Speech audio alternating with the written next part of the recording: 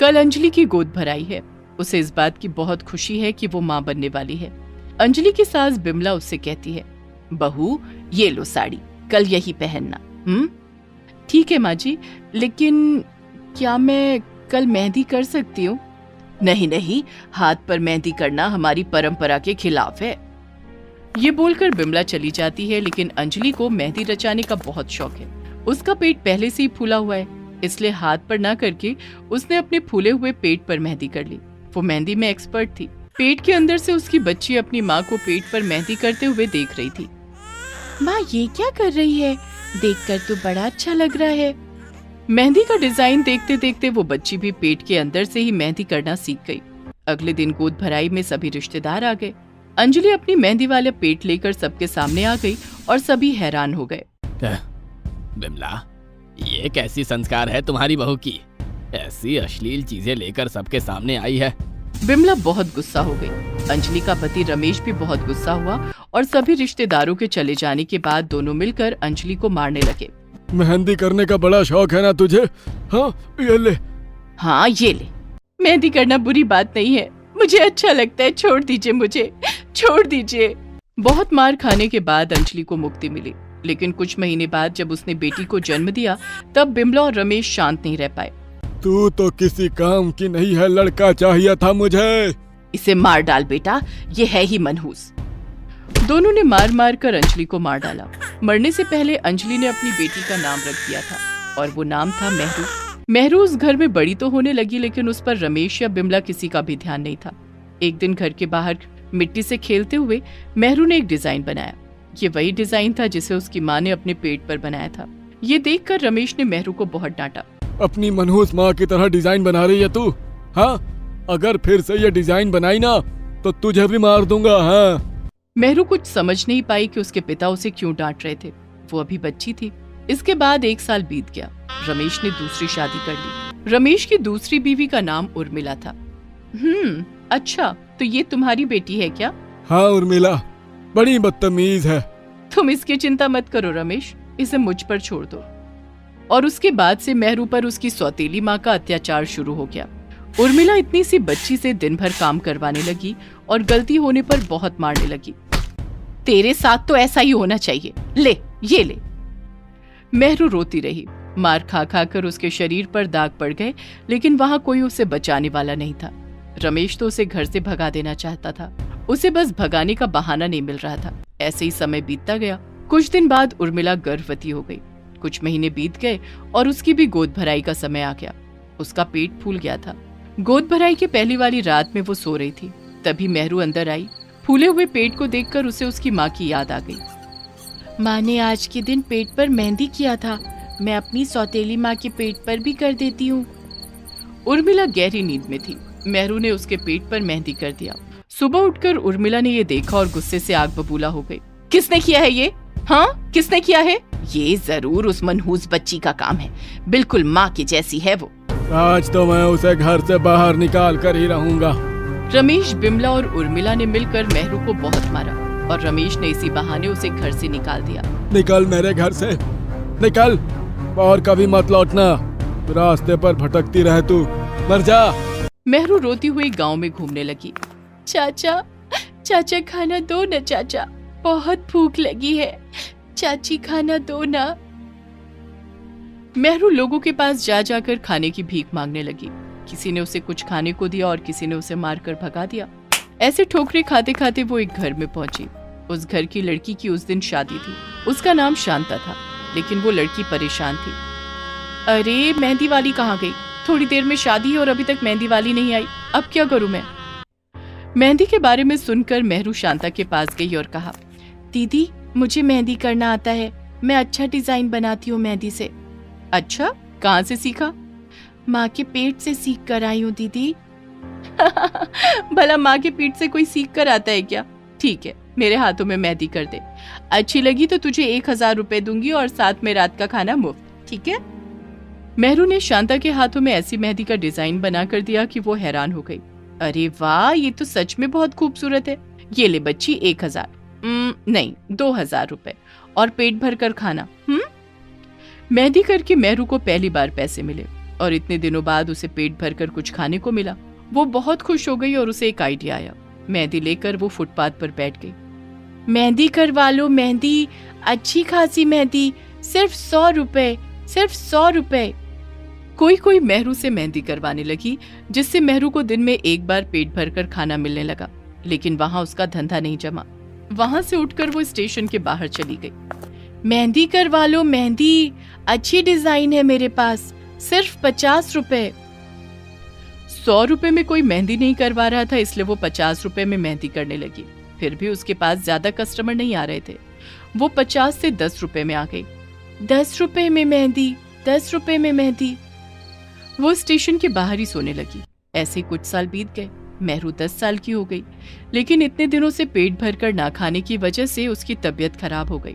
उसके बाल बिखर गए, शरीर में घाव हो गए, उसके आसपास मक्खियां भिनभिनाने लगी। लोग उससे दूर भागने लगे। अरे दूर चल इससे कौन मेहंदी करवाएगा। हाँ, वैसे भी अब मेहंदी पुरानी हो गई है, अब तो सभी टैटू करवाते हैं। मेहरू मरने की कगार पर आ गई। मेहंदी करवा लो, मेहंदी, 10 रुपए में मेहंदी। इतने में शांता स्टेशन के बाहर आई। बहुत दिनों बाद वो अपने मायके आ रही थी और वो गर्भवती थी। मेहरू को देखते ही उसने पहचान लिया।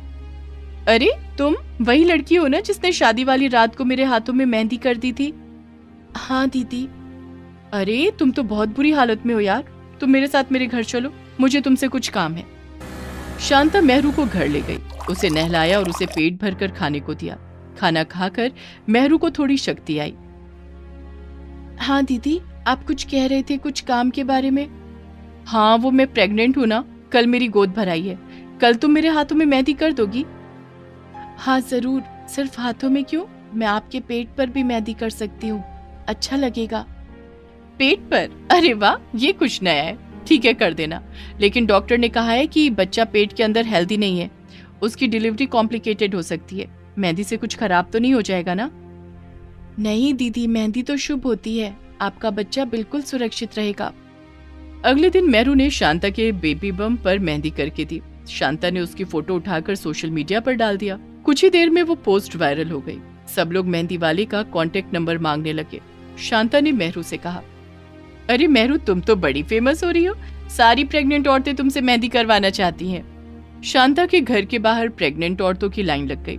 मेहरू सभी के पेट पर मेहंदी करने लगी। उसके पास बहुत पैसे आ गए। वो खुशी से पागल हो गई। उसके 2 महीने बाद शांता ने एक हेल्दी बच्चे को जन्म दिया। शांता ने सोशल मीडिया पर लिखा कि मेहरू की मेहंदी की वजह से ही उसे हेल्दी बच्चा हुआ है। बेबी बम पर मेहंदी एक शुभ चीज है। ये पढ़ने के बाद सारी प्रेग्नेंट औरतों में बेबी बम पर मेहंदी करवाने की धूम मच गई। मेहरू ने अपनी दुकान खोल ली और वो बहुत अमीर हो गई। उसके बाद वो खुशी खुशी जिंदगी बिताने लगी। बिमला तीनों बहुओं को धक्के मारकर घर से बाहर निकाल देती है। तुम लोग दूर हो जाओ यहाँ से और कभी इस घर में लौटने की जरूरत मत करना। तब बड़ी बहू अंजलि रोते हुए कहती है, लेकिन हम तीनों कहाँ भटकते रहेंगे माँ जी, थोड़ी तो दया कीजिए। मेरी बात ना मानने से पहले ये सोचना चाहिए था।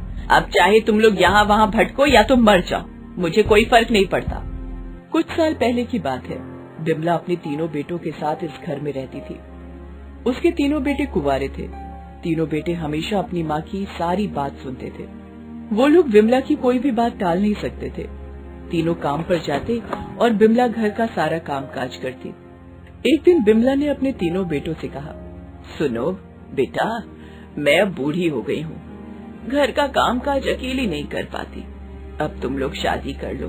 शादी अभी? क्यों, कोई समस्या है क्या? नहीं माँ, वो बस अभी तो काम शुरू किया है हमने। तो क्या हो गया, मैं कह रही हूँ शादी कर लो, इसका मतलब कर लो, मैं और कुछ नहीं सुनना चाहती। ये बोलकर बिमला वहाँ से चली जाती है। तीनों बेटे एक दूसरे की तरफ देखते हैं। ये माँ भी ना जब देखो जिद करती रहती है, हमेशा अच्छा थोड़ी लगता है। अच्छा लग रहा हो या बुरा, उन्हें बिमला की बात सुननी ही पड़ी। बिमला लड़कों के लिए लड़की देखना शुरू कर देती है। उसके पास एक रिश्ता आता है। एक गरीब परिवार में 3 बेटी यानी कि 3 बहन है। वो तीनों देखने में सुंदर हैं। बिमला उन लड़कियों के पिता से बात करती है, दहेज की बात भी फाइनल कर लेती है। उसके बाद उन तीनों बहनों से बिमला के तीनों बेटों की शादी हो जाती है। तीनों बहनें अंजलि, उर्मिला और सुमित्रा शादी के बाद बिमला के घर यानी कि ससुराल आते हैं। बिमला तीनों से कहती है, सुनो बहू, इस घर के कुछ नियम हैं, तुम तीनों को वो मानकर चलना पड़ेगा। क्या नियम है माँ जी? पहली बात तो ये है कि इस घर में मेरी बात ही फाइनल है, मेरे ऊपर कोई बात नहीं करेगा, मुझसे कोई जबान नहीं लड़ाएगा। ठीक है माँ जी। और एक बात, इस घर की बहुएं कभी बाहर काम नहीं करेंगी, वो बस घर संभालेंगी, समझ गई? मगर माँ जी, हम तीनों को तो मेहंदी करने का बहुत शौक है, हम तो गांव में मेहंदी वाली बहनों के नाम से फेमस थे। ये तुम्हारा गांव नहीं है, समझी? गांव में क्या करते थे वो सब भूल जाओ, यहाँ ये सब नहीं चलेगा, और मेहंदी चीज ही मुझे पसंद नहीं है। मगर हमें बहुत पसंद है माँ जी। अच्छा, अभी से जबान लड़ाने लगी? रुको, मेरे बेटों को आने दो, मैं तुम लोग की खबर लेती हूँ। बिमला चली जाती है। तीनों बहनों का मुंह जैसे सूख जाता है, क्योंकि सच में उन्हें मेहंदी का बहुत शौक है। वो गांव में हमेशा मेहंदी लगाकर घूमा करते थे। सिर्फ वही नहीं, गांव में औरतों को भी मेहंदी लगाकर देते थे। उन तीनों के डिजाइन में कुछ अलग ही बात थी, इसीलिए गांव में जहाँ भी कोई फंक्शन होता था, वहाँ से हमेशा तीनों को बुलावा आता था। मगर शादी के बाद ऐसा होगा, उन तीनों ने कभी नहीं सोचा था। सुमित्रा सबसे छोटी है। वो कहती है, अब क्या करेंगे दीदी, मेहंदी तो हमारा पैशन है, पैशन, हम मेहंदी के बिना जिएंगे कैसे? ये बात तो तूने बिल्कुल सही कही छोटी। ठीक है, उनको आने दे, मैं बात करती हूँ। शाम को तीनों बेटे घर लौटते हैं और बिमला तीनों से बहुओं की शिकायत करती है। तीनों बेटे माँ के वफादार हैं, इसलिए तीनों बेटे तीनों बहुओं को बहुत डांटते हैं। उर्मिला अपने पति से कहती है, मगर ये तो हम बचपन से करते आ रहे हैं जी। अरे तुम समझती नहीं हो उर्मिला, माँ का गुस्सा बहुत भयानक है। वो मैं समझ रही हूँ, मगर उन्हें भी तो समझना चाहिए। सुनो उर्मिला, मैं इस घर में कोई अशांति नहीं चाहता हूँ, माँ जो कह रही है वो चुपचाप सुनो। तीनों बहनें अगले दिन से वही करने लगते हैं जो बिमला कहती है। घर का काम, खाना बनाना, बर्तन मांजना, ये सब करते करते उन लोगों का पूरा दिन बीत जाता है। ऐसे ही कुछ महीने बीत जाते हैं। एक दिन दोपहर को बिमला जब सो रही थी, तब अंजलि उर्मिला और सुमित्रा से कहती है, चल चल, अभी माँ जी सो रही है, हम लोग हाथ में मेहंदी लगाते हैं और फिर शाम को मिटा देंगे। ये बोलकर तीनों मिलकर एक दूसरे के हाथ में मेहंदी लगाते हैं। वाह दीदी, कितने दिनों बाद हाथ में मेहंदी लगा रहे हैं, मुझे तो पुराने दिनों की याद आ रही है। हाँ, बहुत अच्छा लग रहा है, बस माँ इस समय जग न जाए। अरे तू चिंता मत कर, माँ इस समय पर सोई ही रहती है। मगर आज ऐसा नहीं हुआ। बिमला की एक दोस्त जानकी घर पर आ गई और बिमला को पुकारने लगी, बिमला, अरे बिमला, सो रही है क्या? जानकी की आवाज सुनकर बिमला उठ जाती है और जानकी के पास आ जाती है। अरे जानकी, तुम कब आई? अभी अभी तो आई हूँ। अरे बहू, इधर आओ जरा, बहू। जानकी की पुकार सुनकर तीनों डर जाते हैं। अरे बाप रे, अब क्या होगा? दीदी क्या करेंगे हम? पुकार रही है तो जाना ही पड़ेगा, इतनी जल्दी तो हम मेहंदी को मिटा नहीं पाएंगे। चलो, जो होगा देखा जाएगा। ये बोलकर तीनों बिमला और जानकी के पास जाते हैं। माँ जी हमें पुकार रही थी। हाँ, अरे ये बात करते हुए बिमला अटक जाती है, क्योंकि उसकी नजर तीनों के हाथों पर लगी मेहंदी की तरफ पड़ती है। ये देखकर उसका दिमाग गरम चूल्हे की तरह गरम हो जाता है और वो चिल्ला उठती है, ये सब क्या? मैंने तुम लोगों को ये सब करने से मना किया था कि नहीं? हाँ माँ जी। तो फिर तुम लोगों ने क्यों किया है ये सब? सुनो, तुम इस घर में सज धज कर बैठे रहने के लिए नहीं आई हो, घर के काम करने के लिए आई हो। पर माँ, मेहंदी से क्या दुश्मनी है आपको? मेहंदी लगाकर भी तो हम काम कर सकते हैं।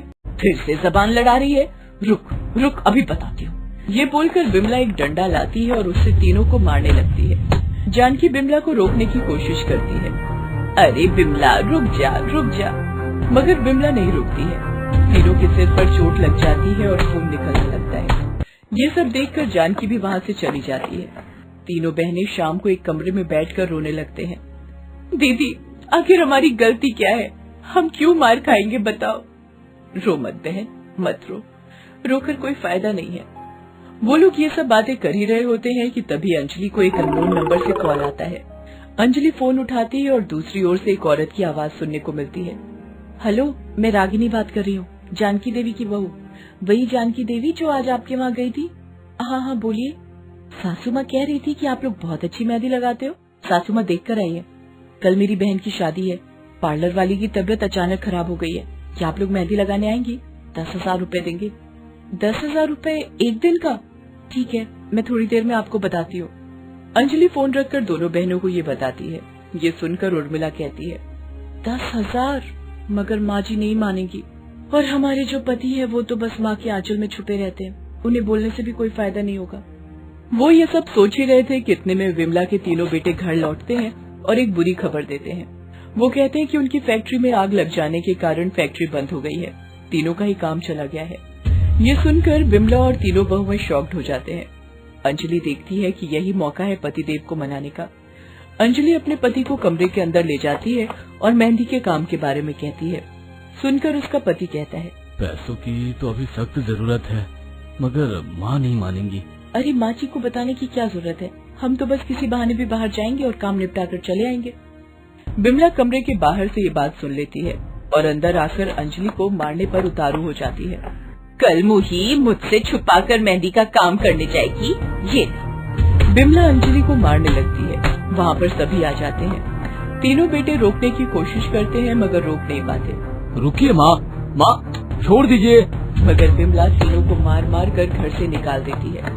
तुम लोग दूर हो जाओ यहाँ से और कभी इस घर में लौटने की जुर्रत मत करना।